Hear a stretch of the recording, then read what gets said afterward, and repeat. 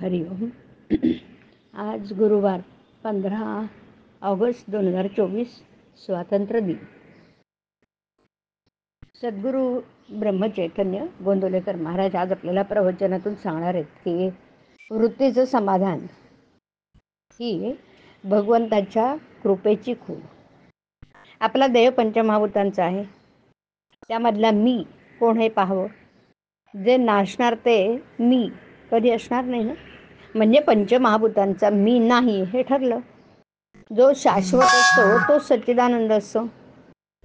मी भगवंत स्वरूप व्हावं अशी प्रत्येक मनुष्याची सुप्त अगर प्रगट इच्छा असते, तेव्हा त्यापैकी थोडा तरी मी असल्याशिवाय मला असं वाटणार नाही.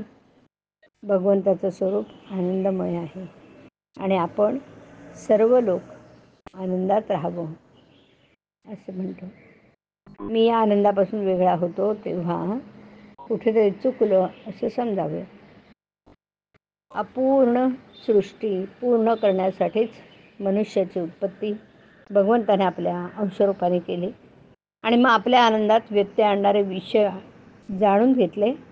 म्हणजे मग आनंदात बिघाड होणार नाही ना. नाही येणार बिघाड. या वाट्याने चोर आहे तसं समजलं म्हणजे त्या तयारीने आपण जातो. जो भक्त झाला त्याला विघ्न येत नाहीत. भगवंताचं म्हणून कोणतंही काम केलं म्हणजे त्रास नाही होत. आनंदाचा साठा कुठे निश्चित असेल तर तो भगवंताजवळ. नाटकात राजाचं काम करणारा माणूस जसा मी खरा भिकारीच आहे हे ओळखून काम करतो, त्याप्रमाणे आपण आपलं खरं स्वरूप ओळखून प्रपंच करावा. नाशवंत वस्तूवर आपण प्रेम करतो, लहान सहान गोष्टीत अभिमान धरतो. इथेच तर आमचं चुकतं. मी जे नाही ते व्हावं यात सुख आहे असं वाटतं. कामधेनूजवळ आपण विषय मागतो आणि मग दुःख झालं म्हणून रडत बसतो. याला काय करणार. जो परमार्थात जाणता तोच खरा जाणता होईल.